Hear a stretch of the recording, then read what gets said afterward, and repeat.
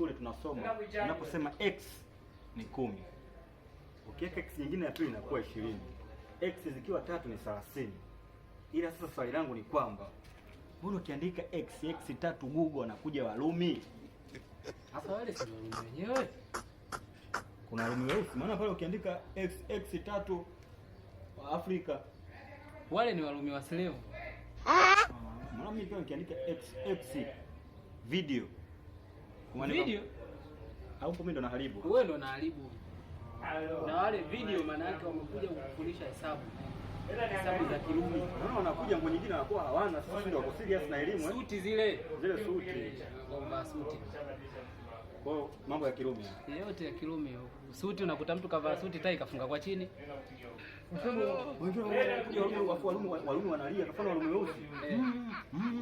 Sasa hii Warumi wanafundisha kitu gani? Sasa ni namba zile wataja kwa Kirumi. Kweli ndio namba zenyewe. Sasa mbona kwenye Urumi hapo anaongea na Kiingereza unasikia sijui push. Push. Na makofi. Sasa sijui ndio kwamba watu wale hawaelewi. Yaani kwamba yule alikuwa haelewi, sasa anafundishwa. Basata.